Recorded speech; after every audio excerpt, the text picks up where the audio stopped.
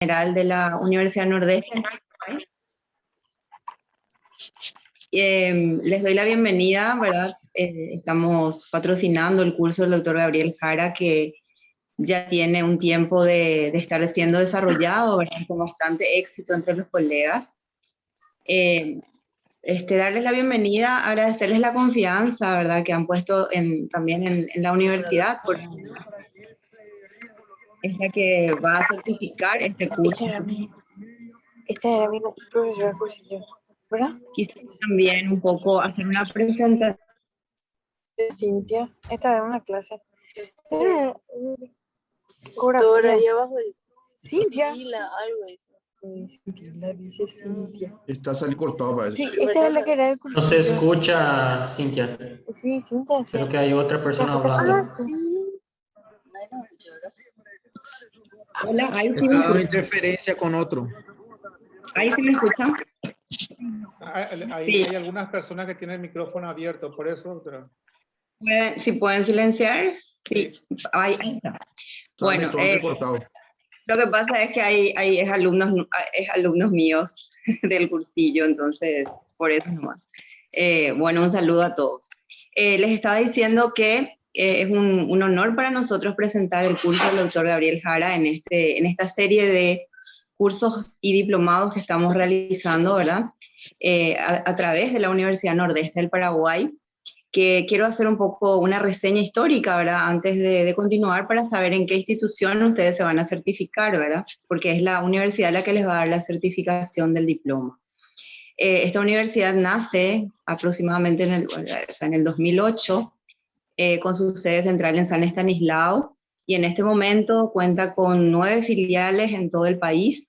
Estamos ofertando 7 carreras, entre ellas las empresariales, Derecho, Ingeniería Agronómica, Informática, Psicopedagogía e Ingeniería Comercial, ¿verdad?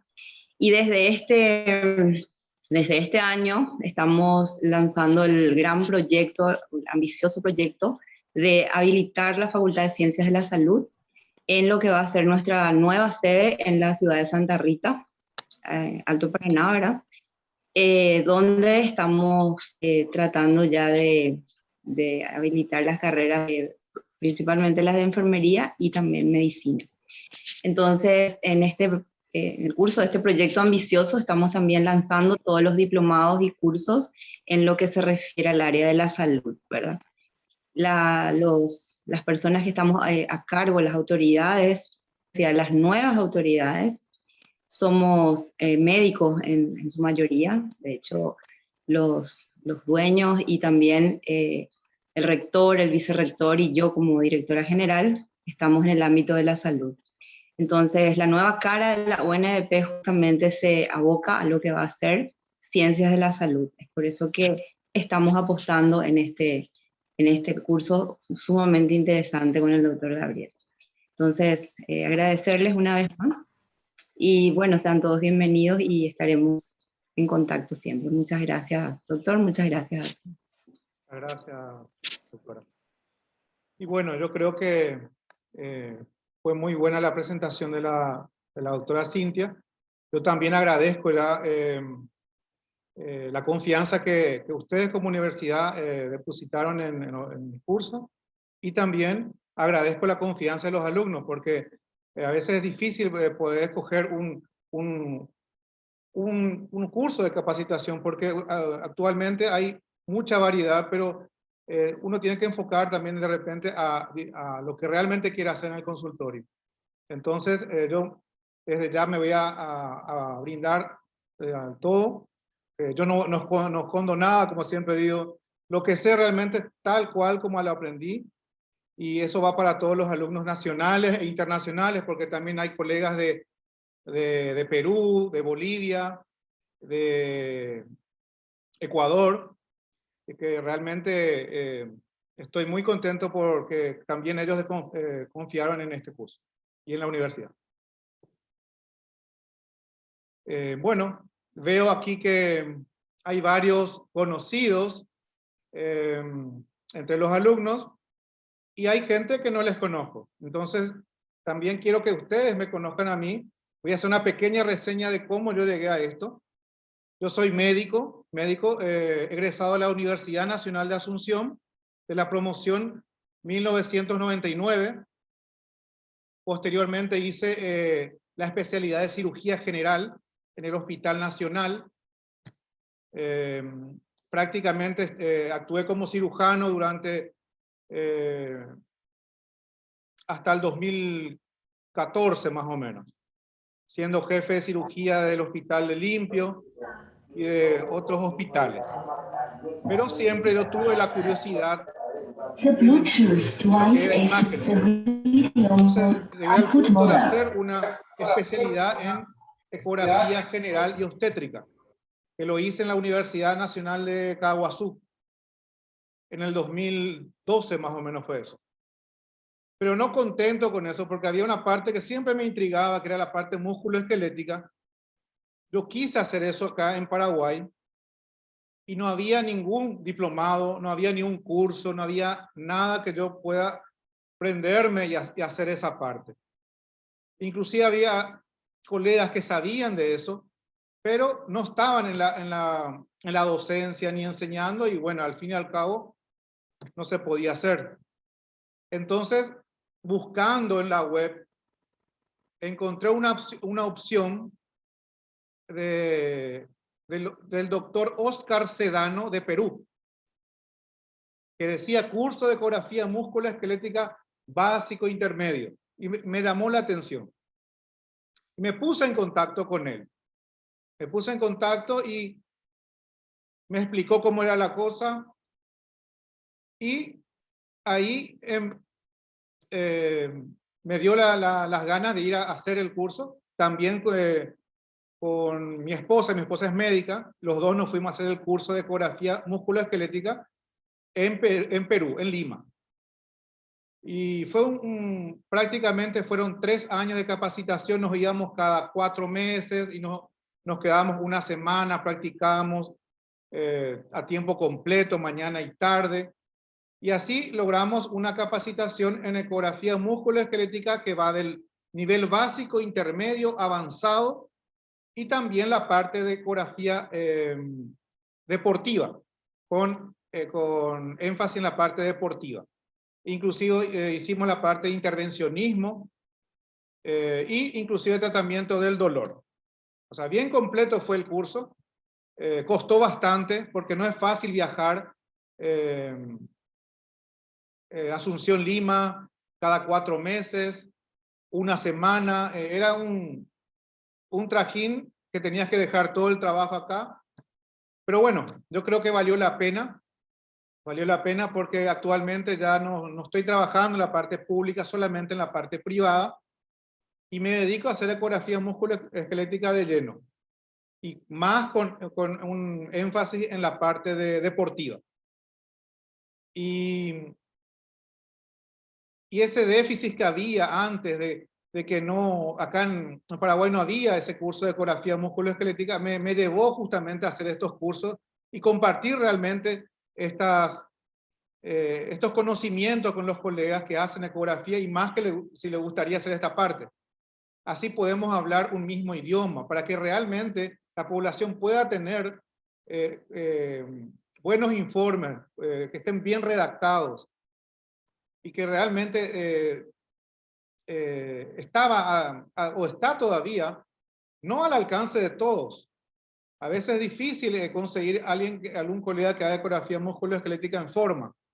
Entonces, estos cursos yo creo que van a servir tanto a la gente de aquí de Asunción, gente del interior, inclusive gente de otros países, para que realmente podamos prendernos lo que es esto, porque es un área muy amplia, es muy linda, a mí me encanta todo lo que es, porque prácticamente vemos las partes más pequeñas del cuerpo. A veces vemos nervios, a veces vemos rebordes óseos con muy pequeñas irregularidades que ni siquiera en la radiografía podemos ver. Y eso es bueno y es lindo. Y actualmente se puede, pero bastante. Entonces, desde ya, yo también quiero que ustedes pregunten realmente, porque a veces las dudas siempre están. Entonces, que pregunten con toda franqueza, lo que no entiende, y vamos hasta que realmente todos aprendamos también, porque yo también aprendo enseñando. Y voy repasando las cosas y para poner bien frescas las ideas a la hora de hacer un informe. Entonces yo quería explicarle con lo que, cómo va a ser el curso también. Como dice el diplomado en ecografía musculoesquelética, módulo básico e intermedio. ¿Qué significa básico e intermedio? Bueno, lo básico es justamente la forma de una anatomía normal. ¿Qué es lo que vamos a encontrar? ¿Cuáles son las caras de una articulación? ¿Qué estructura vamos a estudiar? ¿Cómo la vamos a estudiar? Eso sería lo básico. Posteriormente viene la parte intermedia, que serían las patologías más frecuentes. Ahí vamos a hablar de qué es lo que más nos vamos a enfrentar en el consultorio. Por ejemplo, en hombro puede ser patología del manguito rotador. ¿Cuáles son las más frecuentes? ¿Qué podemos ver? En codo, bursitis olecraniana. Codo del tenista, codo del golfista. A eso. En rodilla, ¿qué podemos ver? Una bursitis suprapatelar, una tendinosis rotuliano. En tobillo, ¿qué podemos ver? Un esguince grado 1, grado 2, grado 3. Entonces, vamos a ver lo que realmente vamos a encontrar en el día a día en un consultorio. Posteriormente, ya abriendo un poquito el paraguas, vamos a tener también lo que sería la parte de ecografía musculoesquelética avanzada. ¿Y qué conlleva eso? Conlleva lo que es patologías musculares, lesiones musculares en general, porque para tener y aprovechar ese curso de ecografía muscular, tenemos que tener esta primera parte bien clara, la parte básica e intermedia. Y posteriormente nos va a ser mucho más fácil comprender las lesiones musculares, con enfoque deportivo. También entra en la parte avanzada un capítulo que es reumatología. Y ahí vamos a tocar temas de cómo explorar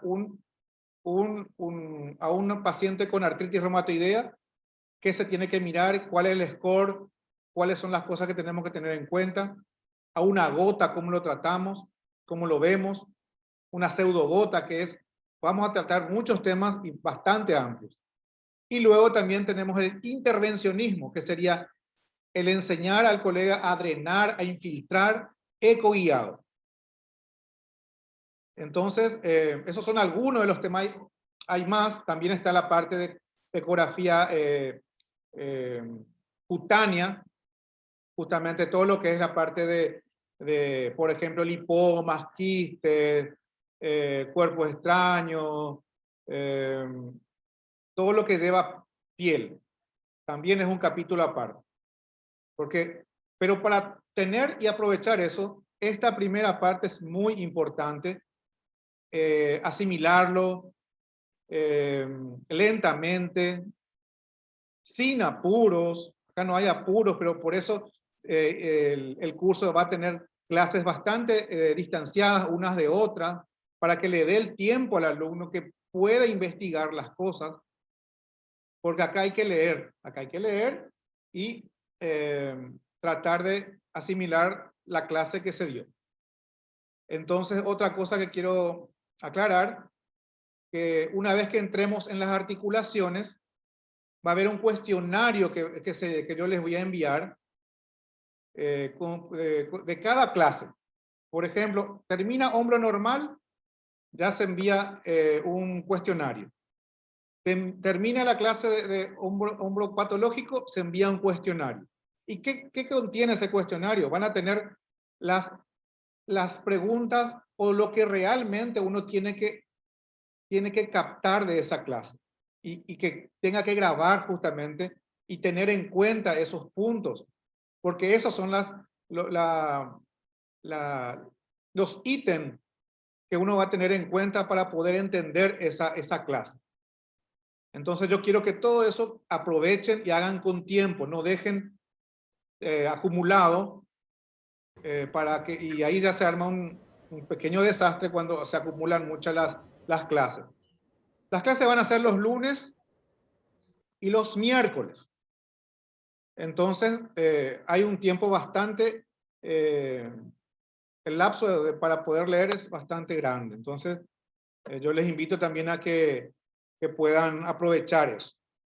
Posteriormente, al final de todo esto, de lo que sería hombro y codo, vamos a dar, y ya vamos a hacer una práctica. Solamente de hombro y codo, para poder asimilar y captar todo lo que dimos de hombro y codo.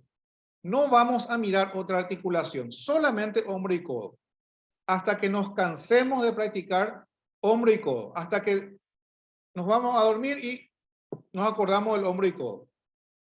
Entonces, de igual manera, vamos a hacer para muñeca y mano. Va a haber otra práctica después de hacer lo que es muñeca y mano. Ya practicamos nuevamente y nos llenamos de patologías de muñeca y mano.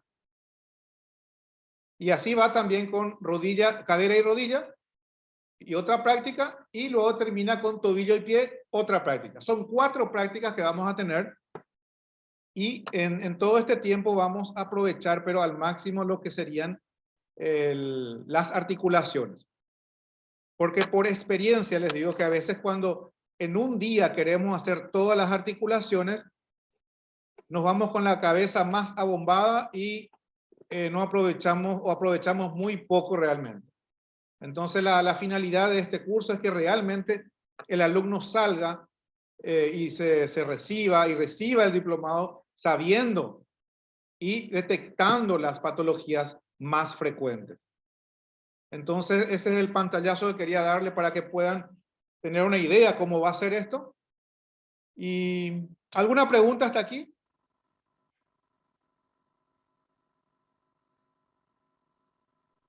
¿Dónde serán las clases presenciales? La práctica va a ser en el Hotel Westfalia, en Asunción, Paraguay. Sería el sábado 9 de octubre, de 8 de la mañana hasta las 14, hasta las 16 horas. Más o menos sería, por decir, toda la mañana hacemos hombro y toda la tarde hacemos codo. Y vamos a repetir, y vamos a repetir, y vamos a repetir hasta que se quede grabado, pero perfectamente cómo se explora. Y para la gente, para los colegas de otros países, se van a grabar esas prácticas y se le va a enviar. Todas las prácticas en un compendio se le va a enviar a los colegas. Justamente explicando ahí cómo se explora punto por punto, mostrando lo que es la imagen ecográfica que uno tiene que lograr, mostrando cómo uno tiene que poner el traductor. Todo eso se va a mostrar. Entonces, se va a optimizar esto, porque no vamos a entrar de un hombro, nos vamos a un codo, de un codo nos vamos a un tobillo, no. Eso de repente es muy contraproducente, porque hay mucha información en cada articulación y mejor que sea en forma bien separada. Bueno. Vamos a empezar entonces ahora. Esto sería la introducción.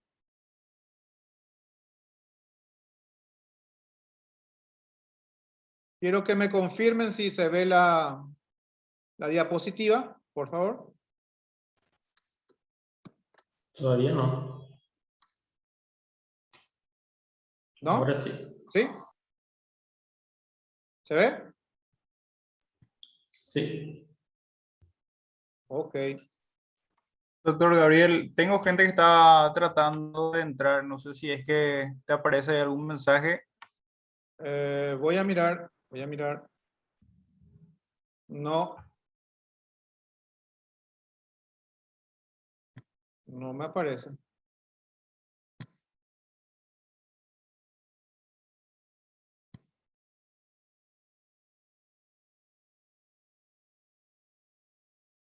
¿Aparece ahí?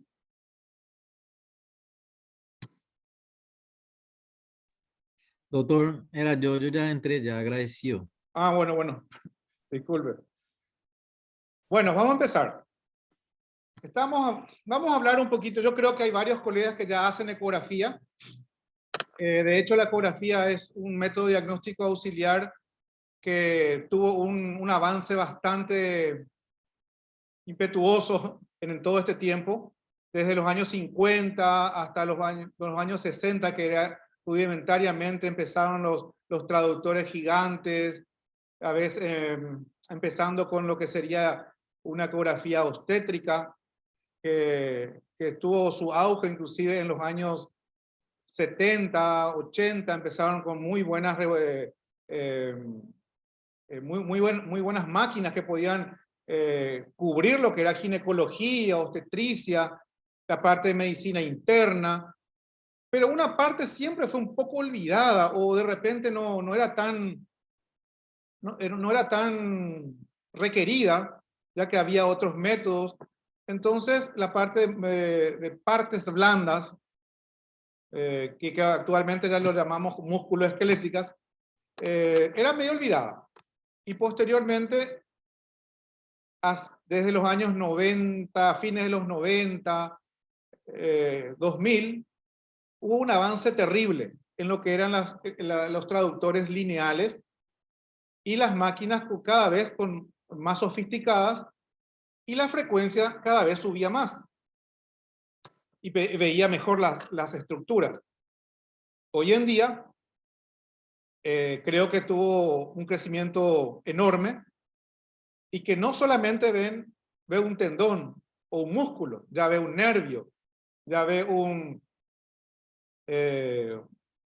rebordes óseos muy pequeños, articulaciones, ya se usa el Doppler. O sea, hubo un avance terrible acá. Entonces, eso es lo que vamos a tener en cuenta. Conceptos generales tenemos que tener. Tenemos que saber lo que es el equipo operativo. Tenemos que conocer a nuestro equipo nosotros. Eso es algo que básico es también. A veces nos vamos en un lugar que no es nuestro consultorio, hay un equipo, bueno, tomarnos los minutos para conocerle, porque al final todos los equipos son diferentes, al menos la botonería. Conocer la anatomía, la zonoanatomía. Acá, desde ya voy a empezar a repetir una cosa. Tenemos que saber anatomía. Es muy fundamental. En nuestro libro de primer curso tenemos que sacar y despolvar anatomía descriptiva, anatomía topográfica. Tenemos que ver otra vez, porque nos vamos a enfrentar no a una estructura, a varias estructuras juntas. Vamos a ver varias estructuras y regionalmente tenemos que conocer la anatomía. Y el ultrasonido actualmente, y más lo que es musculoesquelética, ya nos debe hacer funciones, aspiraciones, infiltraciones, ya es diagnóstico y tratamiento. O sea, hasta ese punto ya llegó lo que es la ecografía musculoesquelética, ya es ecoguiado. O sea que nosotros ya podemos irnos más allá, no solamente dar un diagnóstico, sino podemos tratar al paciente. Y eso vamos a lograr ahora con el curso de ecografía avanzada, con la parte de intervencionismo.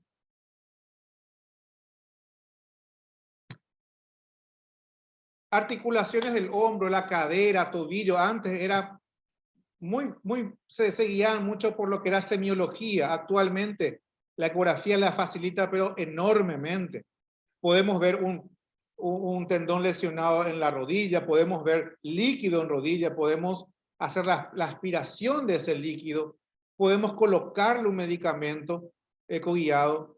El hombro antes, por los movimientos que limitados, se podía llegar a un diagnóstico semiológico. Ahora podemos ver en vivo y en directo ya el tendón lesionado. ¿Cuál es el tendón lesionado? ¿Qué tipo de alteración tiene? ¿Tiene una calcificación? ¿Tiene una rotura parcial? ¿Tiene una rotura total? Es diferente ya cómo se encara el criterio ahora. Y podemos decir con certeza que algo está lesionado y qué es lo lesionado. Aquí hay un ejemplo de lo que podemos hacer. Justamente aquí tenemos una aplicación a nivel del primer compartimiento de la muñeca. Es un Deckerbein. Está haciendo una infiltración. Aquí tenemos una rodilla. Estamos frente al tendón rotuliano, también con una infiltración. O sea que es muy amplio lo que podemos hacer actualmente con la ayuda de esta parte de la ecografía. Entonces, vamos avanzando. Pero vamos a los conceptos generales. Yo creo que esto vamos a hablar, tenemos que hablar. Es una desventaja, es operador dependiente. Tenemos que saber, una vez más, tenemos que saber la anatomía. Tenemos que conocer nuestro equipo. Tenemos que conocer la patología del paciente. No es directamente, se acuesta por favor y hacer la ecografía. No. Tenemos que preguntar, acá se pregunta mucho, porque a veces viene por un antecedente de dolor en el codo. Y ahí tenemos que entrar. ¿Qué le pasó? ¿Tuvo algún traumatismo? ¿Es el dolor crónico? Si fue un traumatismo, ¿qué tipo fue? ¿Cómo fue? Si es crónico, ¿hace cuánto fue? Y tenemos que adentrarnos en la patología del paciente. Primero. Y después armar nuestro síndrome y posteriormente irnos al estudio. Entonces, acá tenemos que el entrenamiento apropiado también. Tenemos que capacitarnos constantemente en esto. Porque de repente el concepto cambia, no mucho, pero cambia de repente y tenemos que saber eso. Conocimiento del Doppler también, que también en la parte de reumatología vamos a usar para poder justamente darle un score al paciente y ver en qué grado está su artritis reumatoidea y qué medicación puede. Bueno, le presentamos en bandeja al reumatólogo. Bueno, aquí tenemos un paciente de 40 años AR positivo y encontramos el score en el G7, en el tipo de exploración que le vamos a hacer. Y le mostramos tal cual como está. Y podemos hacer un seguimiento también del paciente. Pero bueno, vamos a adentrarnos en eso en otro momento. Características físicas del ultrasonido. Vamos a hablar un chiqui también de esto, no mucho. Sonido, frecuencia, velocidad de propagación. El sonido es la sensación percibida por un órgano del oído por una onda mecánica originada por la vibración de un cuerpo elástico y propagada por un medio material. Eso es como concepto básico. Se define entonces como una serie de ondas mecánicas. Son ondas mecánicas. Generalmente longitudinales originadas por la vibración de un cuerpo elástico. O sea, son los cristales piezoeléctricos que alguna vez también vimos el fondo para entender la física del ultrasonido. Y propagadas por un medio material, el tejido corporal, cuya frecuencia supera a la del sonido audible por el humano de 20.000 ciclos por segundo. 20 kHz. Entonces, surge como resultado del recorrido de la energía mecánica a través de la materia en forma de ondas que producen alternantemente los fenómenos de compresión y rarefacción. Entonces, vamos a hablar de frecuencia. La frecuencia de una onda consiste en el número de ciclos o de cambios de presión que ocurren en un segundo. La frecuencia la cuantificamos en ciclos por segundo o hertz. Y la frecuencia está determinada por la fuente emisora del sonido y por el material a través del cual está viajando. Tenemos que tener en cuenta que nosotros vamos a trabajar con ecografías, con frecuencias altas. Entonces, cuanto mayor es la frecuencia, la penetración en sí no va a ser tanta. En cambio, cuando las frecuencias son bajas, la penetración es más profunda. Por eso el convexo entra más en profundidad, entra en un abdomen y puede ver bastante. En cambio, nosotros con frecuencias altas vamos a trabajar en superficie, prácticamente entre 0 y 4 centímetros, y vamos a ver estructuras muy pequeñas. Entonces, para tener en cuenta eso. Velocidad de propagación. Es la velocidad en la que el sonido viaja de un medio y se considera típicamente 1540 metros por segundo. Y eso va variando según los tejidos. La velocidad de propagación del sonido varía dependiendo del tipo y características materiales por el cual se atraviesa. Y los factores que determinan la velocidad del sonido a través de una sustancia son la densidad y la compresibilidad. De tal forma que los materiales con mayor densidad y menor compresibilidad transmitirán el sonido a una mayor velocidad. Entonces, esta velocidad varía en cada tejido. Por ejemplo, en la grasa las ondas sonoras se mueven más lentamente, mientras que en el aire la velocidad de propagación es tan lenta que las estructuras que la contienen no pueden ser evaluadas por el ultrasonido. Entonces ahí tenemos un ejemplo de lo que son la velocidad en el aire, en el músculo, en el hueso.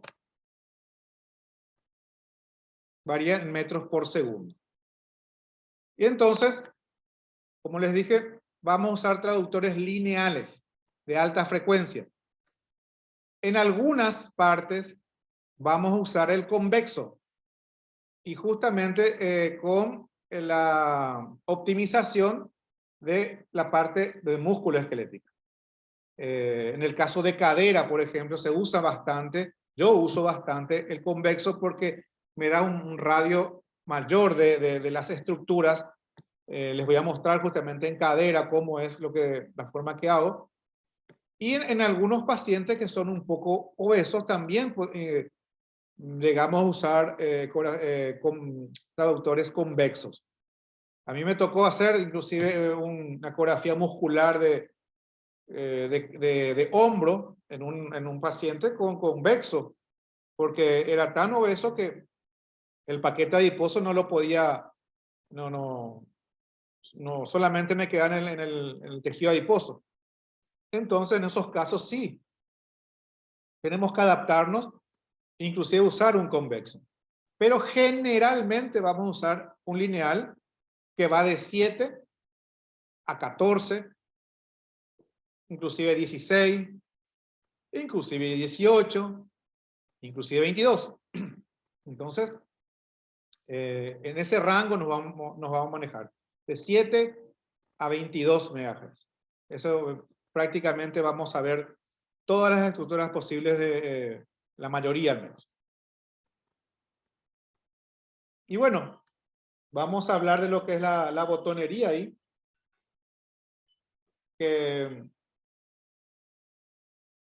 Como le estaba diciendo, tenemos que conocerle nosotros a nuestro equipo. Yo les voy a contar, mi equipo es un Esaote Maigama. Como les digo, hay que conocer y tiene una parte que es táctil y otra parte que es el panel de control propiamente dicho. Tiene las teclas de software, permite optimizar la calidad de la imagen. Teclado alfanumérico se utiliza para introducir los datos del paciente. Sí, eso es importante, siempre anotar el nombre del paciente, porque a veces podemos extraviar las fotos o dar equivocadamente. Entonces, siempre poner el nombre. Y agregar algunas anotaciones, también es válido todo eso. Panel de control, también tenemos que conocer qué tipo de modo tienes. Tiene modo B, modo BM, Doppler, conocer los botones de Doppler dónde están, Doppler de potencia. Y también hay otros parámetros que tenemos que tener en cuenta, como es la frecuencia, la potencia de los focos, si hay un foco, 2 focos, 3 focos, entonces la profundidad, el zoom, son puntos que parecen algo pasajero, pero no, tenemos que centralizarnos y ver y conocer esos botones, dónde están, porque a la hora de hacer un estudio, a veces nos perdemos simplemente porque no conocemos el equipo, o porque es la primera vez que lo vemos. Entonces, ver directamente, tomar ese tiempo y poder explorar lo que es la botonería. Este es el equipo que yo tengo, el Esaote MyLab Gamma. Entonces tiene una parte que es táctil, donde tiene la parte más avanzada, y luego tiene lo que es el encendido, que también tenemos que acordarnos, sus ganancias sectoriales, la parte de Doppler, la ganancia general, todo lo que es mediciones para hacer pantallas compartidas, el zoom, todo tenemos que tener bien claro. Tenemos el barrido también que se puede hacer, eso ya en la parte táctil. Conocer dónde se prende, dónde se apaga. Es lo básico que tenemos que conocer. La ganancia, siempre vamos a usar mucha ganancia. Nosotros vamos a trabajar en superficie. Entonces nuestra ganancia tiene que estar volcada a lo que sería a la derecha, a nuestra derecha. Y en menos hacia la izquierda. O sea, vamos a trabajar más con ganancia hacia la derecha, hacia la superficie. La frecuencia, vamos a trabajar con frecuencias altas. En promedio de 7 a 22, como les digo, pero lo más frecuente, otra vez, entre 10 a 14 es lo que más se usa. Los equipos generalmente tienen entre 10 a 14, es un estándar y bastante podemos hacer. En algunas situaciones, como ya sería la parte reumatológica, sí tenemos que tener a partir de 16 para arriba, 16, 18, 22, nos va a optimizar un estudio reumatológico. Entonces, pero la mayoría de las estructuras sí le vamos a poder hacer y realizar entre 10 a 14 MHz.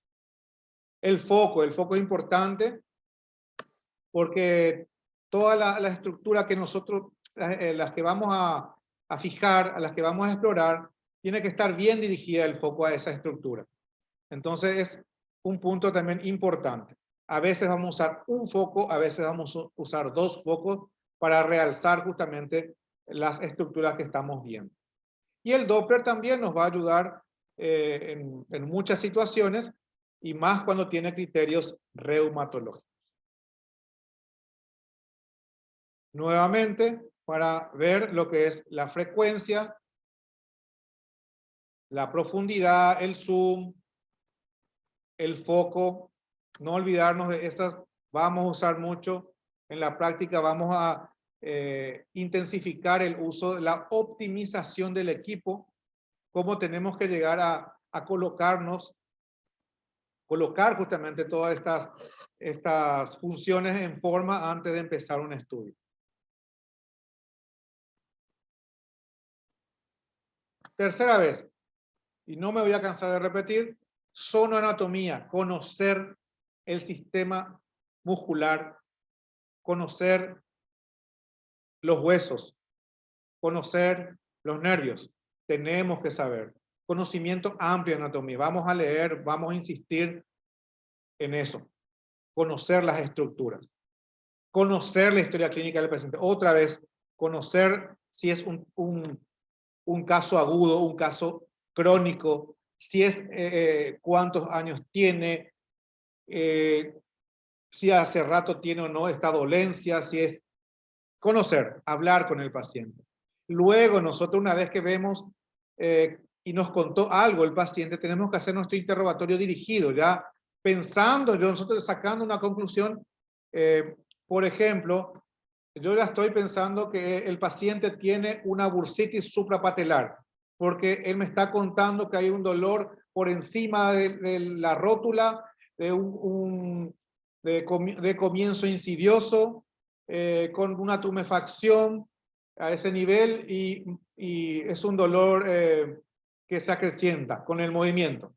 Entonces yo ya voy armando el síndrome y posteriormente voy a hacer el estudio, pero ya con el 50% a lo menos de crear una historia clínica para poder llegar a un diagnóstico más certero. O sea que hay que hacer ese entrenamiento. Se tiene que hacer ese entrenamiento en esto, porque si no nos quedamos cortos y podemos, por no hablar con el paciente, por no sacarle un dato más, vemos cualquier cosa y anotamos cualquier cosa.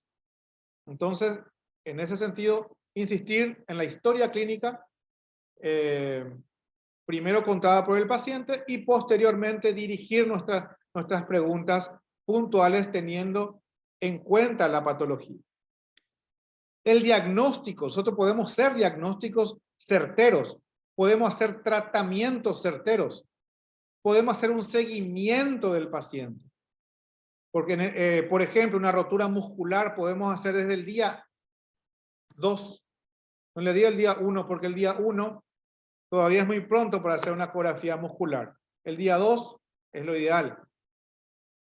Y ahí podemos hacer día 2, día 15, día 30 y vamos a tener un seguimiento pero perfecto de la patología. La misma cosa, artritis reumatoidea. Hoy le hacemos un chequeo, a los 3 meses le hacemos y podemos comparar justamente cómo está la cosa. Podemos hacer un drenaje con intervencionismo, podemos volver a controlar a la semana cómo está. O sea, es muy variado lo que podemos hacer, pero acá se tiene que basar por la anatomía. Conocer la anatomía, conocer al paciente, seguirle al paciente, o en todo caso, hablar con el colega y que nos tire unos datos en forma para poder realmente entender qué vamos a hacer. También hay colegas que a veces envían ecografía de rodilla, no pone ningún antecedente, no pone la cara que nosotros queremos, que quiere saber, o sea, capaz porque no conoce cabalmente a veces, o si no, no sé, se le pasó. Pero ahí tenemos que entrar nosotros a explorar, a escarbar la patología. Y otras recomendaciones también de la posición del operador. Nosotros tenemos que estar cómodos, porque si no nosotros vamos a ser los pacientes que vamos a llegar a pedir una ecografía de hombro, una ecografía del pie, de rodilla, de cadera. ¿Por qué? Por nuestras malas posturas. Por experiencia,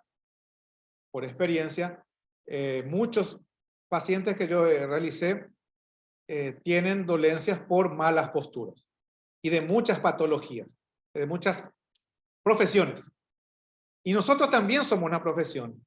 Y nosotros también tenemos que cuidar nuestro cuerpo. Así que nosotros tenemos que hacer las ecografías estando nuestros hombros caídos.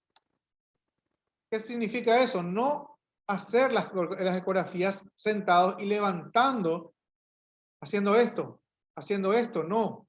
Porque vamos a destrozar nuestro supraespinoso. Vamos a destrozar nuestro infraespinoso. Nuestro subescapular también, nuestro mango rotador se va a ir por cualquier lado. Entonces, cuidar nuestra postura. Preferentemente hacer los estudios parados y con el paciente por debajo de nuestros hombros.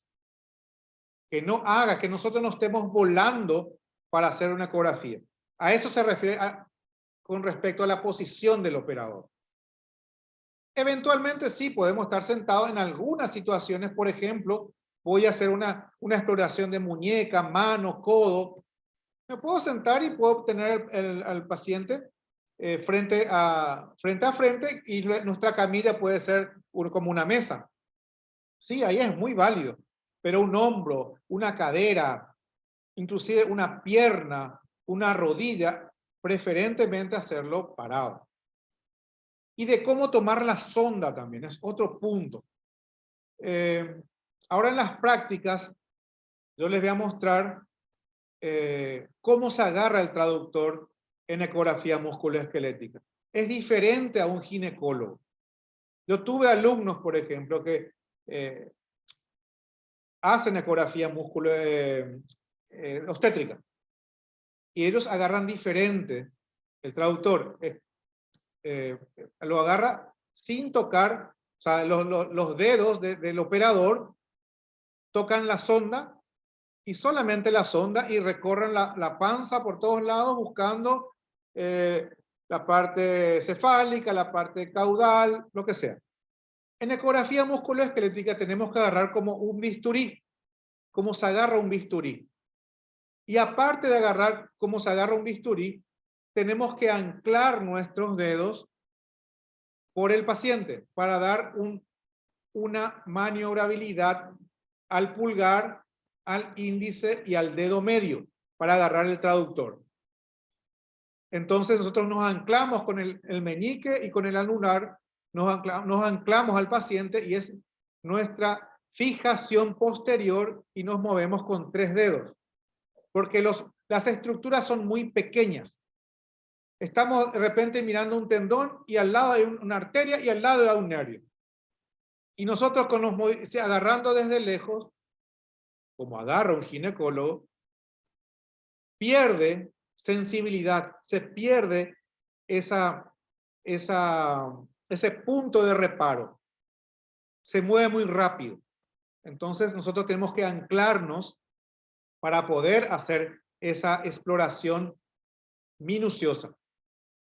Porque, por ejemplo, en codo tenemos la arteria braquial y al lado está el tendón, porción corta del bíceps, y al lado está el nervio mediano.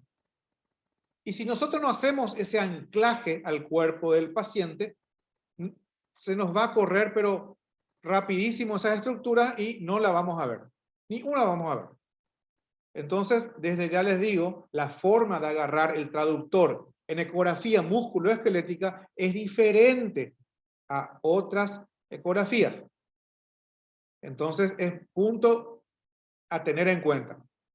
Posición nuestra, estar cómodos, cómo agarrar la sonda, agarrar con anclaje, y eso se repite prácticamente en todas las partes que todas las articulaciones que vamos a explorar. Hombro, codo, muñeca, dedo, todo tenemos que anclarnos. Y nos facilita, pero enormemente, la exploración. Y de la posición para adquirir las imágenes, eso es lo que estamos hablando, que a veces nosotros estamos viendo en la pantalla, tenemos que, si queremos ver el tendón del cuádriceps, el tendón del cuádriceps tiene que estar en el centro de nuestra pantalla. Y a partir de ahí ver las relaciones que tiene con el tejido celular subcutáneo, con la piel, por debajo con el borde de la rótula, con el tendón del cuádriceps. O sea que tenemos que ver y centralizarlo bien al centro de la pantalla del ecógrafo. Entonces, a eso se refiere para adquirir buenas imágenes también. ¿Hasta aquí alguna pregunta?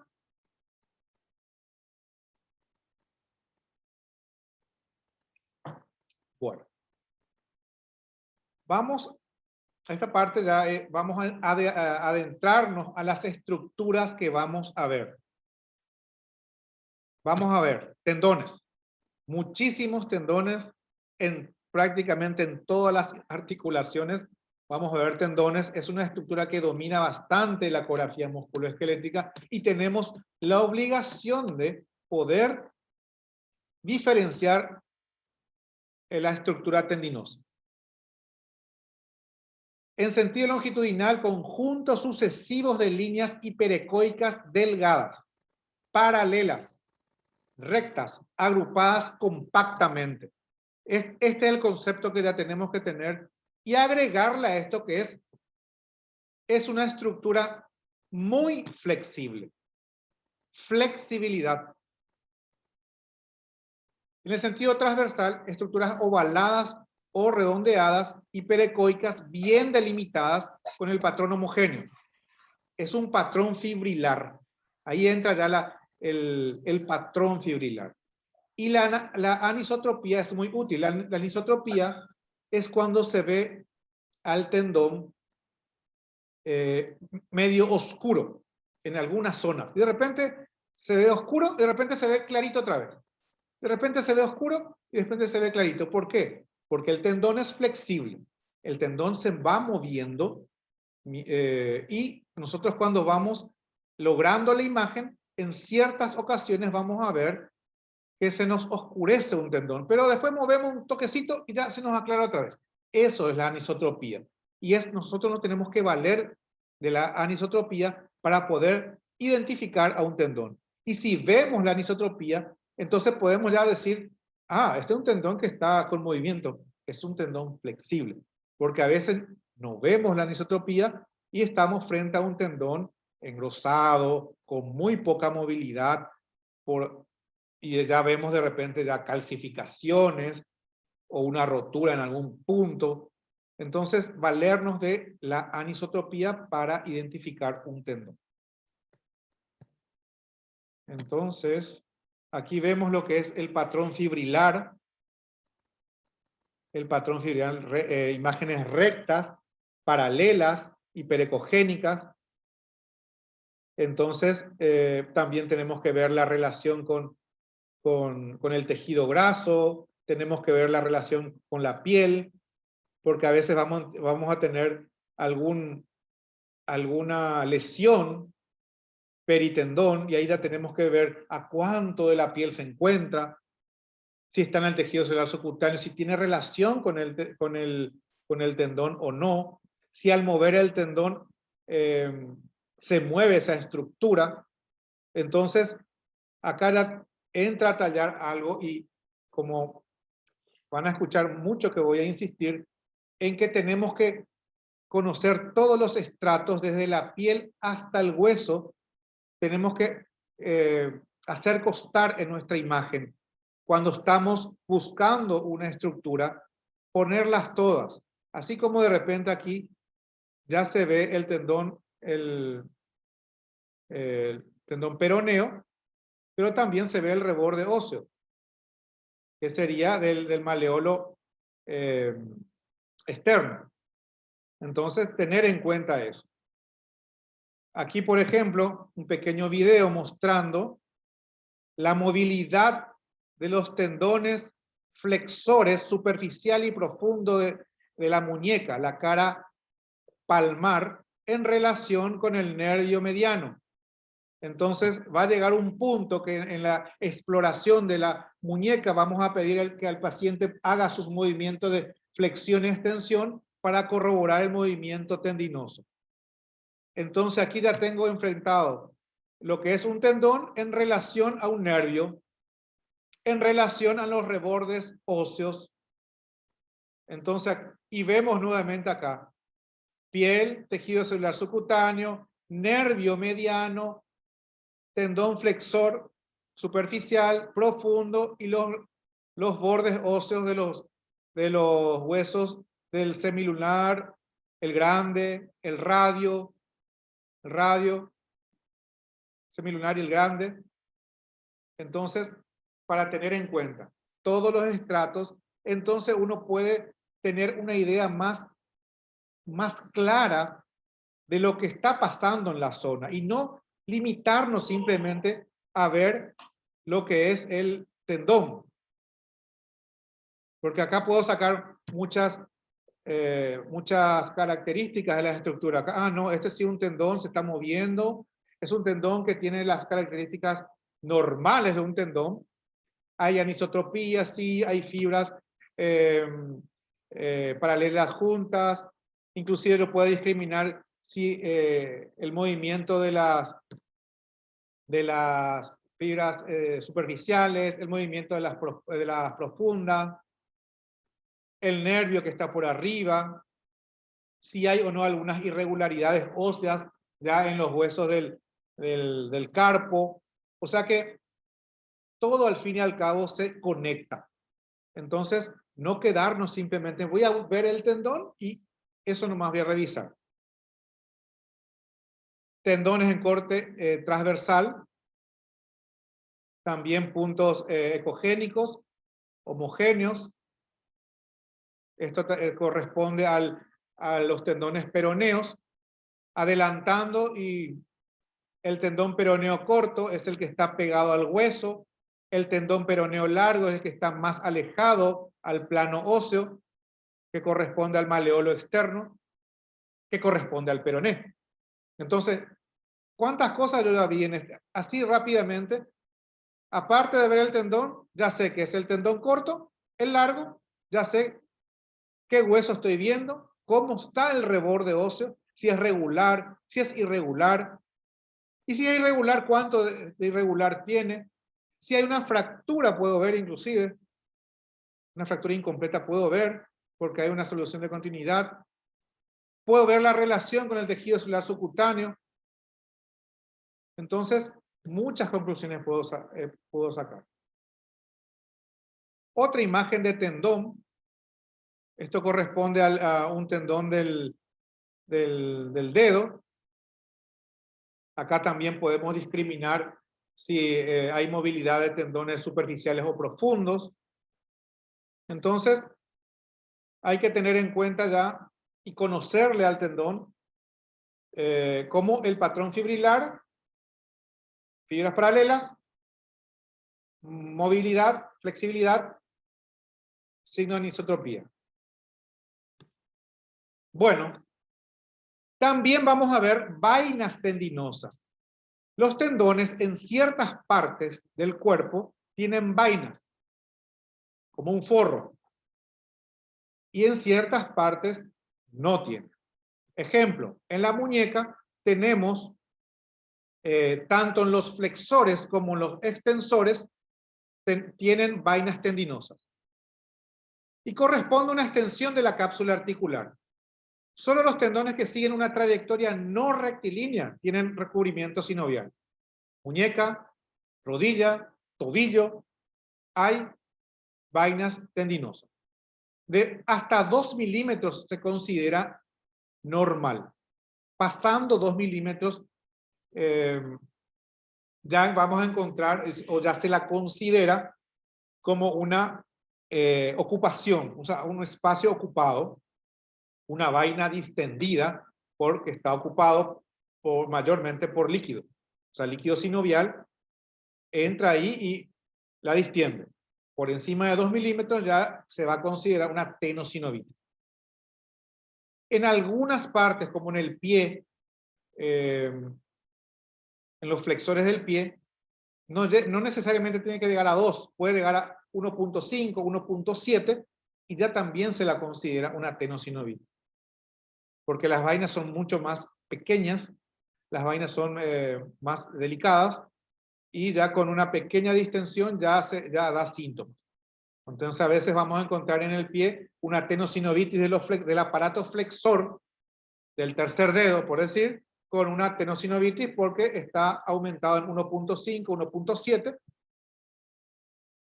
pero en otras, como en rodilla, como en tobillo, como en hombro, ya por encima de 2 milímetros ya se considera una tenosinovitis. Por ejemplo, lo que sería la tenosinovitis de la porción larga del bíceps. Por eso. Entonces, vemos un tendón con vaina.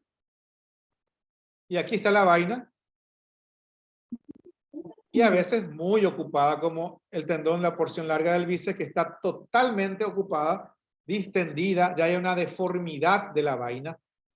Y no alcanza a 2, 2.5, 2.8, 3 milímetros, 3.5, a veces son bastante grandes y bastante extensas.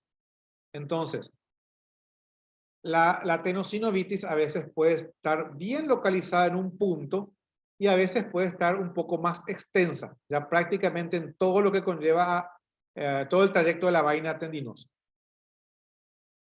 Entonces, es otra estructura que vamos a manejar bastante, es los tendones con vaina. Aquí vemos una tenosinovitis en un corte transversal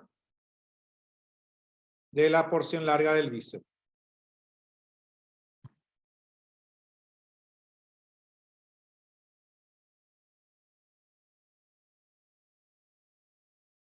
Bueno, también vamos a ver ligamentos. Vamos a ver prácticamente también en todas las articulaciones, en el hombro, en el codo, en la cadera. Vamos a ver rodilla también, lateral, en la cara lateral, cara medial. Ligamento en tobillo vamos a ver también. Los ligamentos que sufren en un esguince.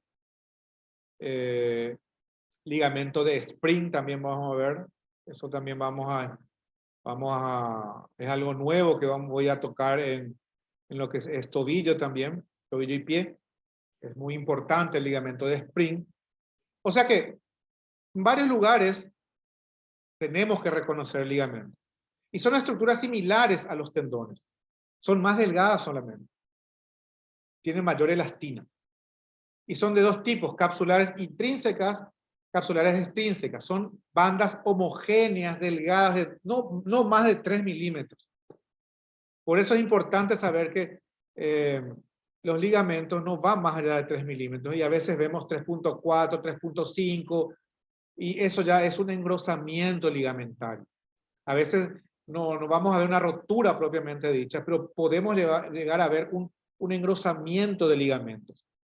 Entonces, tener en cuenta que de 2 a 3 milímetros es normal, pero más allá de eso, ya estamos enfrentados a un engrosamiento ligamentario. Son hiperecoicas, técnicamente son hiperecoicas, son muy blancas a la hora de explorarlas. Son aplanadas y se las estudia mejor en cortes longitudinales. No nos vamos a estresar ahora buscando el transversal del ligamento, no. El longitudinal ya prácticamente en un 90% ya podemos dar una información al respecto de ese ligamento. El ligamento peroneo astragalino anterior, por ejemplo, el que más sufre en un esguince. Corte longitudinal, de extremo a extremo, de la parte del peroné hasta el astrágalo. Entonces, se ve perfectamente ese ligamento. Entonces, no nos estresemos por buscar el corte transversal en ligamento. Ligamentos colateral mediano en rodilla.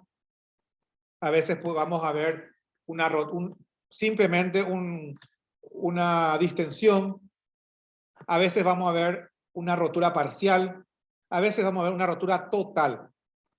Entonces, vamos a tocar en cada articulación ese tipo de situaciones, pero tener en cuenta que podemos llegar a ver el ligamento, que lo podemos realmente a diferenciar, que podemos ver su engrosamiento, que lo vamos a estudiar en longitudinal y que vamos a identificar una rotura. Acá está el ligamento peroneo astragalino anterior, lo que sería el peroné, el astrágalo, fibrilar, ecogénico. A veces vamos a encontrar a nivel de los ligamentos, en sus inserciones óseas, podemos encontrar irregularidades. Eso también vamos a informar. Porque no solamente un tendón en su inserción puede tener irregularidades, también un ligamento. Vamos a hablar ahora de las entesis. Ligamento peroneo calcáneo también. Se ven perfectamente los ligamentos. Las estructuras las vamos a seguir muy ecogénicas a la hora de la exploración. Otra cosa que vamos a enfrentar es la cápsula articular. Frecuentemente corre con los ligamentos y se fusiona con ellos. Estructuras hiperecoicas. La membrana sinovial recubre el interior de la cápsula. No detectables en condiciones normales. En situaciones patológicas se la detecta muy fácilmente. Y podemos ver hipertrofia, derrame, incremento de la vascularización. Entonces, un ejemplo. La articulación acromioclavicular. Aquí vemos lo que es la cápsula. Normalmente es muy aplanadita, no tiene una traducción muy grande. Es simplemente aplanada con un ligamento que la sostiene, generalmente. Vamos a ver la línea interarticular, en este caso la clavícula, con el acromión. Y en casos patológicos es muy fácil detectarla porque hay un abombamiento de esa cápsula y expone prácticamente todo lo que tiene. a veces tiene solamente un líquido sinovial y se ve totalmente anecoico, oscuro, y a veces tiene hipertrofia sinovial. Ya vamos a ver como si fuera vegetaciones adentro, ecogénicas, que van a sobrenadar. A veces vamos a ver señal Doppler en esa hipertrofia. A veces vamos a ver una distensión del ligamento también por culpa de la distensión de la cápsula. Entonces, es muy fácil detectarla cuando está patológica. Cuando no está, prácticamente no la vemos.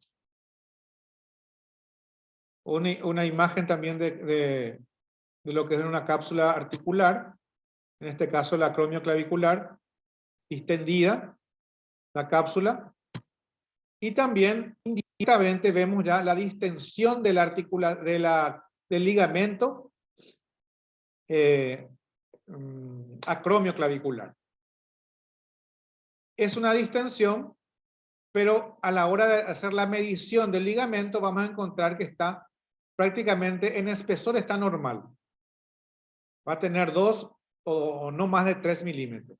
Entonces vamos a informar eso como una distensión del ligamento sin engrosamiento de la misma.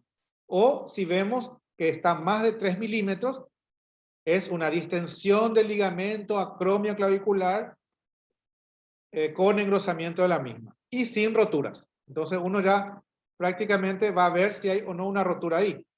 Pero estos son un efecto colateral de una distensión capsular por una lesión o por una patología crónica o por una enfermedad autoinmune, lo que sea, que esté causando una distensión capsular, también puede ser una distensión ligamental.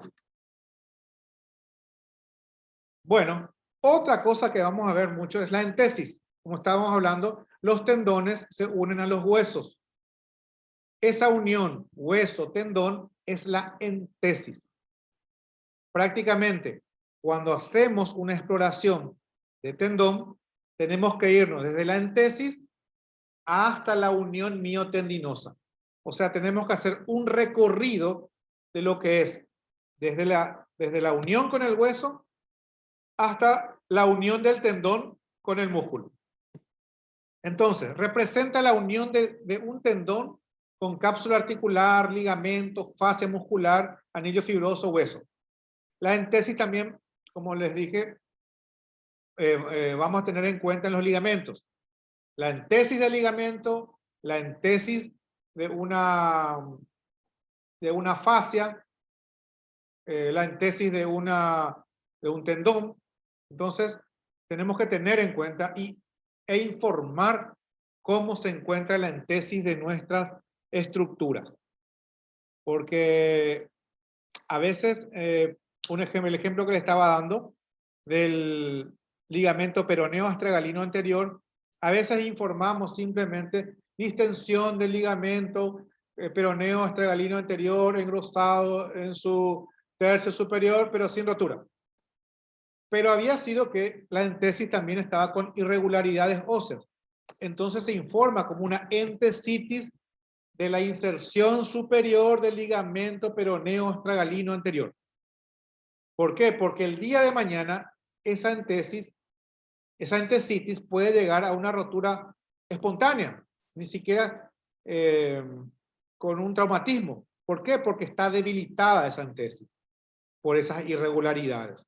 Entonces, tener en cuenta también las entesis a la hora de informar.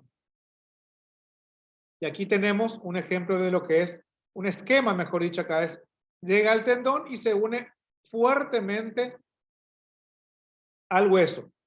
Y esa unión hueso-tendón generalmente es bastante regular, muy regular. Pero a veces vamos a encontrar irregularidades óseas en esa unión y a eso nosotros le vamos a nombrar como una entesitis. Acá hay la entesis del Aquiles, por ejemplo, bastante bien regular de punta a punta. Tanto en corte longitudinal como en corte transversal, vemos que la entesis se encuentra perfecta. Entonces, no pasa nada. a la hora de la descripción, entesis sin alteraciones. Pero si vemos unas imágenes como empedrado a nivel de la inserción, ya medimos eso y en nuestro informe ponemos tendón de Aquiles de espesor engrosado, donde llama la atención a nivel de la entesis, irregularidades óseas de tantos milímetros, de 10 milímetros de extensión, haciéndose claro en el corte longitudinal y en el transversal, por decir. Y a veces podemos encontrar también en el tendón calcificaciones próximas a la inserción de tantos milímetros en relación a la entesis. Y todo eso sirve a la hora de implementar un tratamiento, porque el tratamiento actualmente es muy amplio. Por ejemplo, hay tratamiento de ondas de choque. Entonces, para medir cómo vamos a hacer, cuál es la estrategia, a cuántos milímetros está esa calcificación de la entesis, cuál es la potencia que tenemos que usar, podemos hacer un lavado cálcico. Millones de terapias podemos hacer. Entonces, a la hora de describir, son cosas muy importantes y la entesis es bastante importante a la hora del informe. La misma cosa, tendón del tríceps, la entesis, también podemos ver irregularidades óseas, calcificaciones próximas. Aquí vemos que la unión está totalmente regular. Músculos vamos a ver también. Por todos lados vamos a ver músculos. Hombro, codo. En el hombro vamos a ver, en relación al mango rotador, vamos a tener el músculo pectoral mayor, el deltoides. Vamos a tener en codo, vamos a tener los músculos del bíceps, vamos a tener el tríceps. Donde nos vayamos a explorar, vamos a ver músculos. Entonces tenemos que ver que vamos a tener un patrón bastante bien detectable, porque las fibras musculares son un componente hipoecoico en general y con algunas fibras ecogénicas que las van a atravesar. Entonces en un corte longitudinal vamos a ver como las famosas plumas de aves, y en un corte transversal vamos a ver como el famoso cielo estrellado. Entonces tener en cuenta el cielo estrellado y las plumas de aves que nos van a aclarar bastante. Tenemos que identificar bien un músculo, lo que es un músculo normal de lo que es un músculo con un edema muscular. Entonces vamos como les estaba diciendo, en un músculo normal, preferentemente fibras hipoecoicas con algunas ecogénicas que las van a atravesar, pero en el caso de un músculo con un edema muscular, vamos a ver ciertas áreas musculares bien hiperecogénicas, difusas, y que inclusive se las va a poder medir en área. Entonces, tener en cuenta lo normal de un músculo. A veces vamos a ver un músculo, en este caso está en la parte distal de un gemelo interno, está más ecogénica que una parte proximal ya más hipoecoica con algunas fibras ecogénicas. Esto es un edema muscular localizado en el extremo distal del gemelo interno, en relación a un hematoma expansivo que va a cruzar justamente todo lo que es se va a extender prácticamente toda la parte central de la pierna. Y ahí entran nuevamente los estratos que tenemos que tener en cuenta. En este caso tenemos la piel, el tejido celular subcutáneo, el músculo y lo que es el hematoma en sí. Entonces, discriminar lo que es un músculo con edema muscular y lo que es un músculo normal. Otra vez aquí, teniendo en cuenta en el hombro, el supraespinoso, nosotros vamos a ver el tendón, pero ya sabemos que por encima del músculo del tendón supraespinoso vamos a encontrar un músculo que es el músculo deltoides. Entonces vemos su patrón de fibras hipoecoicas con algunas fibras ecogénicas que serían el revestimiento de los fascículos. Y luego vamos a ver lo que es la parte del tejido celular subcutáneo y lo que es la piel. Y por debajo vamos a ver lo que es el cartílago y el plano óseo. Entonces ya nuevamente tenemos enfrentado todos los estratos y no nos vamos a perder a la hora de hacer un diagnóstico, porque nuestro foco no va a estar solamente centralizado en un tendón, sino en todo lo que cruza a ese nivel. Aquí tenemos el cielo estrellado y las plumas de ave también que ejemplifican cómo localizar un músculo tanto en corte longitudinal como en corte transversal. Otra estructura que vamos a ver, cartílagos. También vamos a verlo por todos lados, por todas las articulaciones, y tenemos que saber diferenciarlo.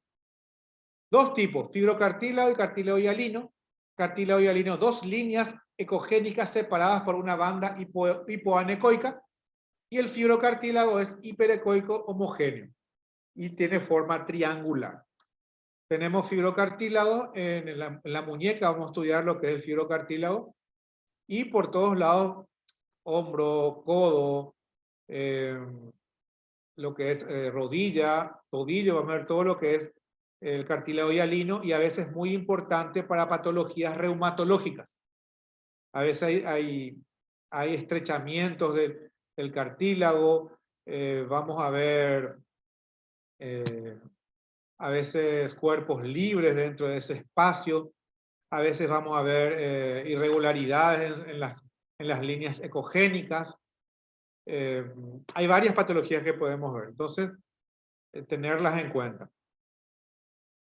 Y también a la hora de hacer el discriminar las estructuras, va a aparecer en algún momento un cartílago. Aquí tenemos, por ejemplo, en lo que es la rodilla, en la cara anterior vamos a ver una vertiente medial, una vertiente lateral, vamos a ver espesamientos, vamos a ver borramiento de la línea ecogénica, a veces el espacio más aumentado, a veces más disminuido. Y aquí nuevamente vamos a ver todos los estratos de piel, la fase del tejido celular subcutáneo, el músculo deltoides. Entre el músculo y el tendón vamos a ver o sea, normalmente no se ve que es la bursa, pero en situaciones patológicas sí vamos a verla. Entonces vamos a estudiar también lo que son las bursas. Y tenemos el cartílago que está prácticamente pegado al plano óseo. Entonces, a la hora de explorar, justamente vamos a tener esa discriminación de estructuras. Plano óseo, cartílago, tendón, bursa, plano muscular, tejido celular subcutáneo y piel. O sea que ese entrenamiento tendremos que hacer siempre. Otra imagen del cartílago, a veces hay traumatismo y este cartílago se encuentra bastante ensanchado en codo, hombro, entonces tener en cuenta eso. Aquí están las bursas también que estábamos hablando. Las bursas, bursitis prerrotuliana. En la rodilla vamos a estudiar muchas bursas. Tenemos la bursa suprapatelar, la prerrotuliana, la infrarrotuliana superficial, la infrarrotuliana profunda. Tenemos la bursa anserina. Tenemos una bursa gastronemia semimembranosa. Hay una serie de cosas. Las bursas normalmente no la vemos, pero en situaciones patológicas vemos como una estructura ocupada, a veces anecoica, a veces un poco heterogénea, con presencia de hipertrofia, a veces con cuerpos libres dentro, a veces con señal Doppler positiva. Tenemos que hacer un entrenamiento también cuando vemos una distensión, pero para eso tenemos que saber dónde están ubicadas las bursas. Ahí entramos nuevamente a lo que es la anatomía. Entonces, de a poco vamos a ir adentrándonos a lo que es cada articulación, y ahí vamos a identificar las bursas que tienen. Otra bursa, en este caso gastrocnemio semimembranosa, cuando esta bursa ya es un poco más grande, ovalada, con paredes más definidas, se deja de llamar bursa gastrocnemio semimembranosa para llamarse quiste de Baker, que está en la cara posterior de la rodilla. Entonces, es una evolución de la bursa gastrocnemio semimembranosa el hecho de que posteriormente deriva en un quiste de Baker. Y ahí ya tenemos que ver si ese quiste de Baker ya tiene paredes íntegras, paredes rotas y una serie de cosas. Vamos a adentrarnos más en rodilla y vamos a estudiarla bastante bien a fondo. Grasa, otro estrato que lo vamos a ver por todos lados. Y aquí la grasa es importante tener en cuenta porque a veces nuestro paciente es bastante obeso y su tejido adiposo es bastante grueso. Entonces ahí tenemos que discriminar ya y usar frecuencias un poco más bajas. A veces de hacer un hombro con 12, 10, tenemos que bajar a 8, a 7, y a veces tenemos que irnos con un convexo para poder ver. Entonces, tener en cuenta el tejido graso. El tejido graso subcutáneo se presenta como capa hipoecoica con estrías hiperecoicas. Zonas hipoecoicas corresponde al tejido adiposo propiamente dicho, y la zona hiperecoica al tejido fibroso. Entonces, también tener en cuenta discriminar el tejido graso. Otra cosa que a veces podemos encontrar asimetrías, y no por presencia de alguna tumoración, sino que de repente el tejido graso, por alguna situación, se encuentra más delgada y en otras está un poco más ensanchada. Y ahí entra un caso, por ejemplo, que hay que tener en cuenta ahora cuando vemos la parte avanzada, pero voy a tirar un dato. No sé si conocen cuando una persona, sea hombre o mujer, se hace una lipoescultura. Y se toca justamente, se hace una aspiración de ciertas zonas del abdomen, por ejemplo. Y la persona queda bien delgada. Pero por alguna situación, después de un tiempo, la persona sube de peso. Y en las zonas que se realizaron la aspiración del tejido graso, o sea, la lipoaspiración, no se depositan nuevamente tejido graso. Es una parte que le cuesta, pero muchísimo, entrar nuevamente a un tejido graso ahí, a ocupar. Entonces vamos a ver, por ejemplo, una persona que toda la parte baja sería el hemiabdomen inferior, donde se hizo la lipoescultura, está más achatado, y la parte superior, la parte del abdomen superior, porque engordó, sube, y el tejido graso se hace más ensanchado que lo que está más abajo. Entonces queda como si fuera el Peppa Pig. Más abajo chiquito y arriba grande. Y el paciente dice, ¿qué pasa? Pero yo, ¿por qué me crece la panza? Dice. No, lo que pasa es que el tejido graso no se rellena más en forma correcta en esas zonas. Solamente se rellenan en la parte que no se tocó. Entonces, muy importante el tejido graso a la hora de poder definir alguna asimetría. Tenemos que hablar con el paciente porque de por ahí se hizo una lipoescultura. Y nos contó simplemente, y ahí nos enteramos que por eso la simetría que tiene. Entonces, tener en cuenta eso. Y aparte, nosotros podemos encontrar algunas patologías dentro del tejido celular subcutáneo. Subcutáneo, como por ejemplo, algo muy frecuente son los lipomas.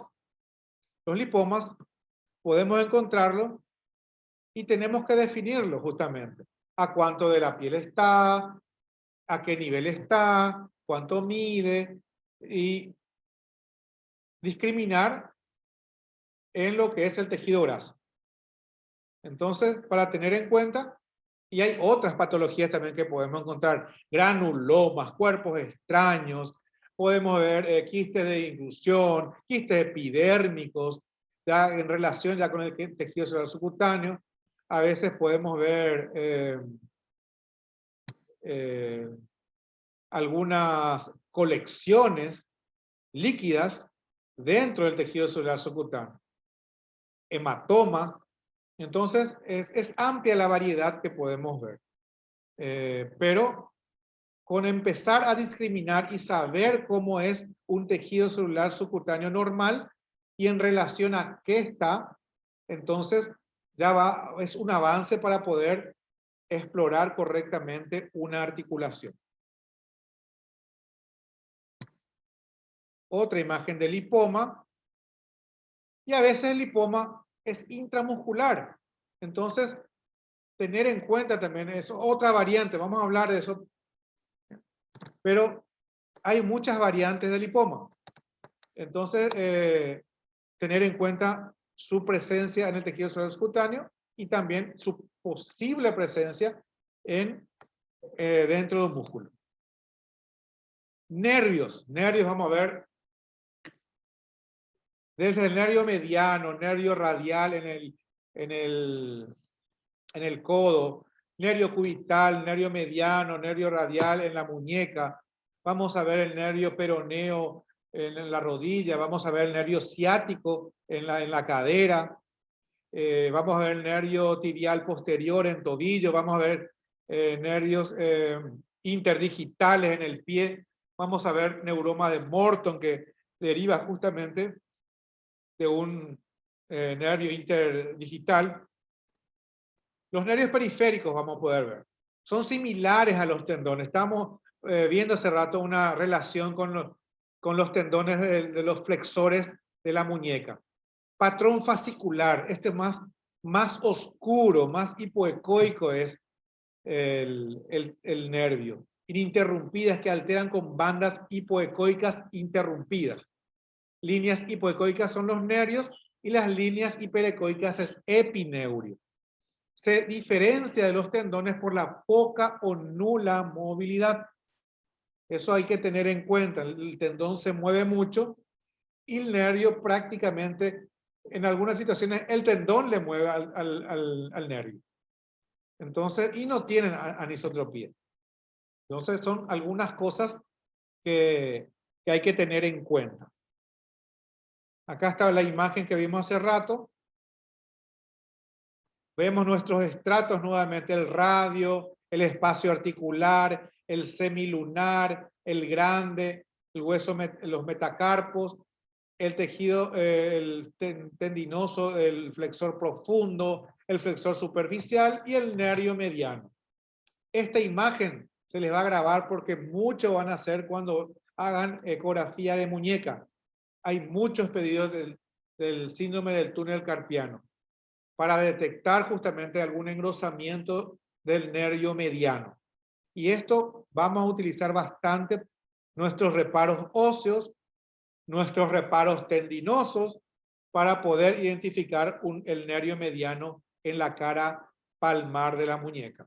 Y después también nos vamos a valer del isquión para poder identificar al ciático, nos vamos a valer de la cabeza del peroné para ver el nervio peroneo común, nos vamos a valer del canal tarsal para poder ver el nervio tibial posterior,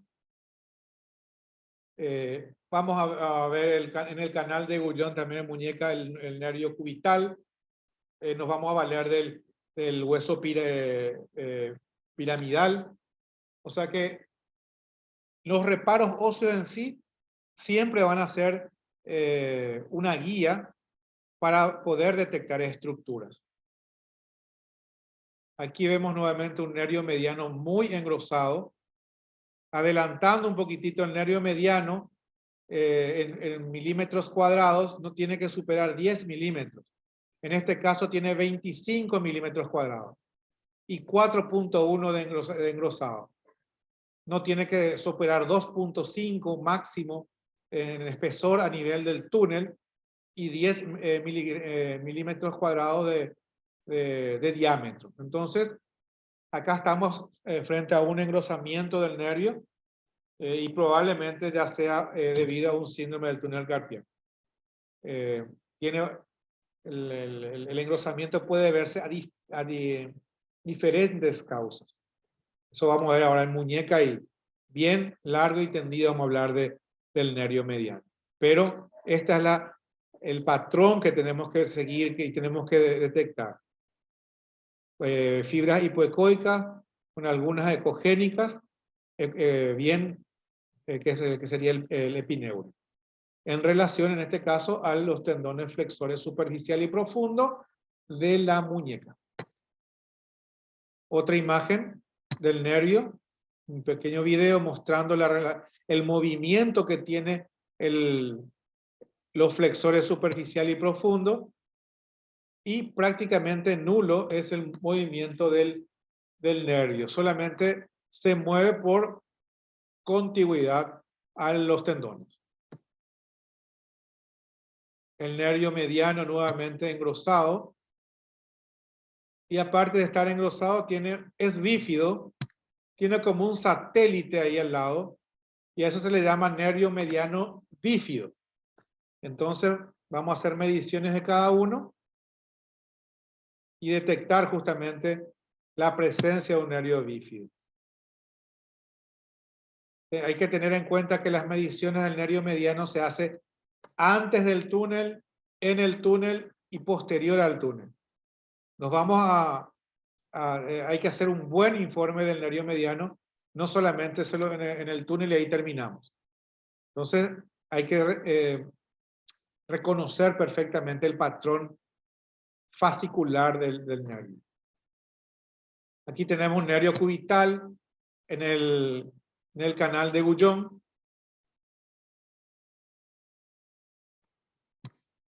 Otra vez, el nervio cubital por debajo de la arteria cubital. Y huesos vamos a verlo por todos lados. Y tenemos que saber en qué situación está la cortical de un hueso. En hombro, cortical del húmero. En codo, cortical del radio y el cúbito.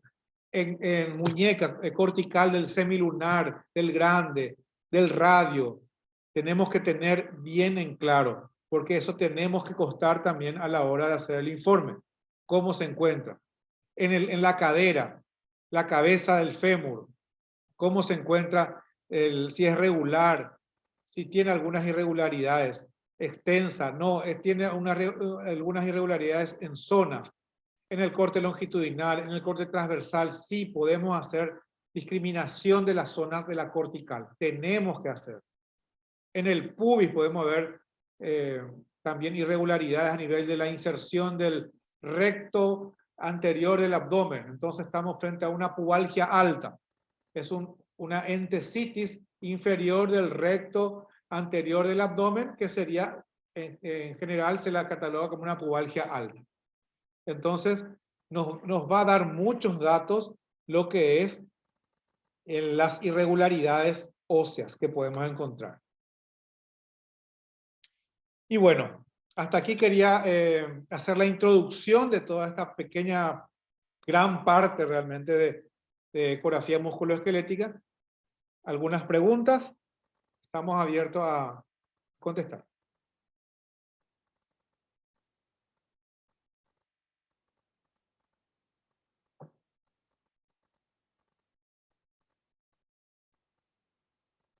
¿Qué tal les parece? Doctor. Sí.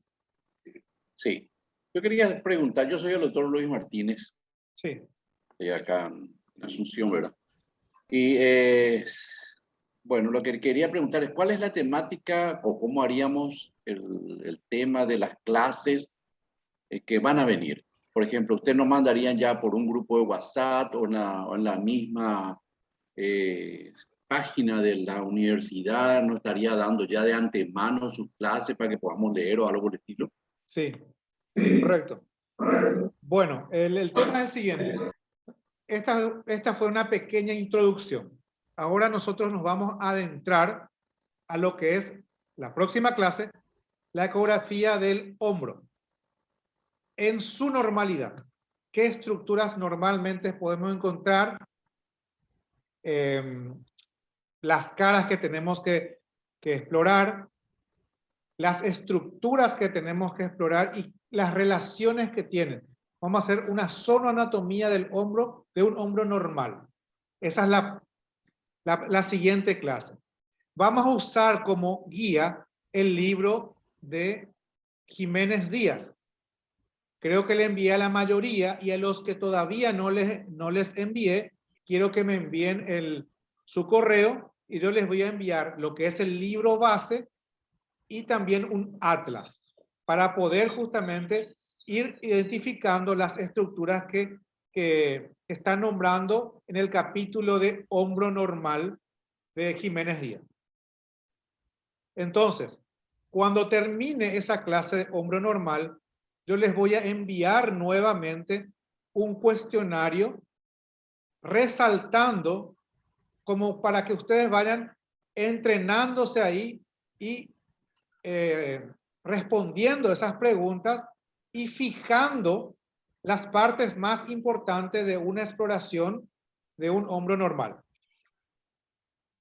A la siguiente clase, que va a tener un intervalo de 2 días, vamos a empezar lo que es hombro patológico. Y entonces ya se va a leer en la parte del libro las patologías más frecuentes de hombro. Y vamos a dar eso en la siguiente clase. Entonces siempre va a haber un intervalo para que ustedes puedan leer previamente a la clase y reforzar nuevamente con el cuestionario los puntos más importantes de esa clase. Y así nos vamos a ir por articulación. Luego hacemos codo normal y luego codo patológico y así nos vamos. O sea, doctor, en ese caso usted no nos enviaría entonces sus slides previamente. No. Hay un libro base que leer.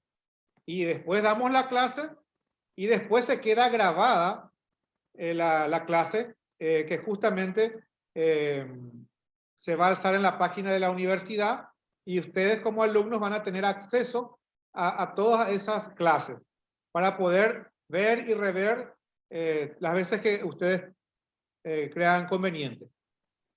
Entonces, lo primero es que ustedes lean el libro, lo segundo, la clase de lo que leyeron, y tercero es reforzar con el cuestionario la clase y lo que leyeron.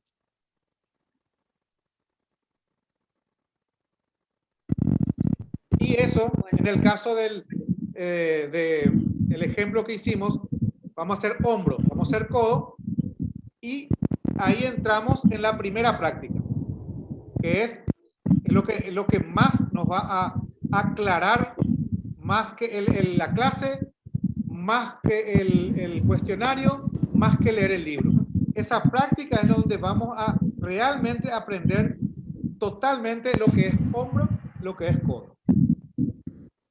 Permiso, doctor, quiero aclarar un punto al que refirió el doctor.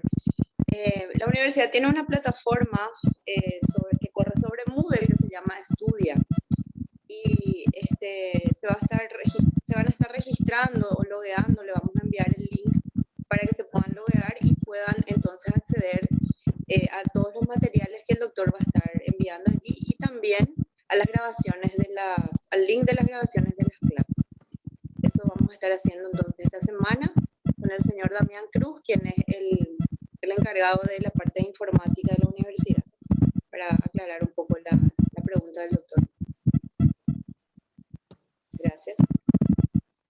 Perfecto. No, eso quería aclarar justamente que yo sé lo que es el trabajo de cada uno. Yo sé que a veces estamos agobiados por el trabajo, por nuestro consultorio, por lo que sea. Pero es muy importante la práctica.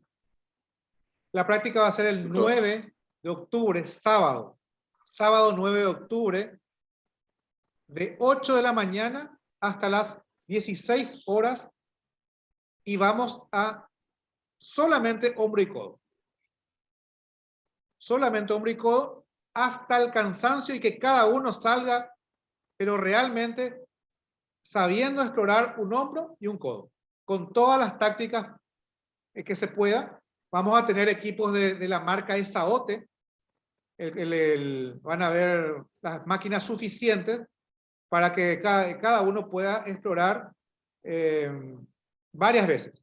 Va a haber pacientes voluntarios que posteriormente yo les voy a enviar a esos pacientes el informe que ustedes van a hacer, porque cada uno va a hacer y van a hacer sus primeras ecografías de hombro, sus primeras ecografías de codo, porque van a ser en forma como tiene que ser. Y eso vamos a registrar. Las prácticas también van a ser grabadas íntegramente y le vamos a facilitar también, van a estar en la plataforma de la universidad y también los colegas del exterior que no van a poder asistir, van a tener el entrenamiento suficiente también con eso. A los que están aquí en Paraguay, yo les invito y les exhorto realmente a que puedan asistir a ese y que traten de optimizar esa parte de la práctica. Es muy importante.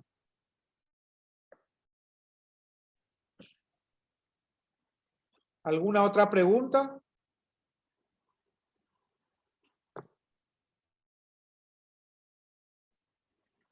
Las clases siempre quiero empezar siempre a las 20 horas. Tratar de ser puntuales para que realmente todos podamos aprovecharla.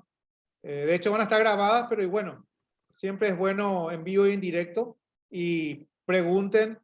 Yo sé que a veces es tedioso toda esta primera parte, cuesta agarrarle el hilo, pero una vez que entendamos los conceptos básicos, los puntos, así como las partes más importantes, una vez que le agarremos esto va, como se dice, de taquito, esto vamos a manejar. Y yo les aliento a que lean esta primera parte del hombro normal en el libro de Jiménez Díaz, para poder hacer la siguiente clase va a ser el lunes 27 a las 20 horas.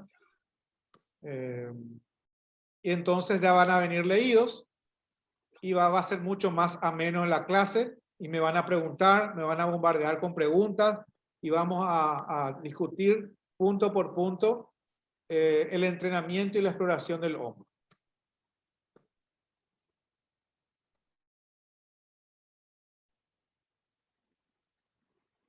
Bueno, ¿alguna otra cosa o de lo contrario? Nos vemos el lunes y cualquier duda está abierto el WhatsApp. Me pueden preguntar lo que les parezca. Y bueno, estoy a las órdenes. Gracias, doctor. Buenas noches Excelente, y doctor. nos vemos el lunes. Muchas gracias, doctor Gabriel. Gracias, Buenas noches a todos. Muy amable. Buenas noches. Todos. Hasta luego. Hasta pronto. Hasta el lunes.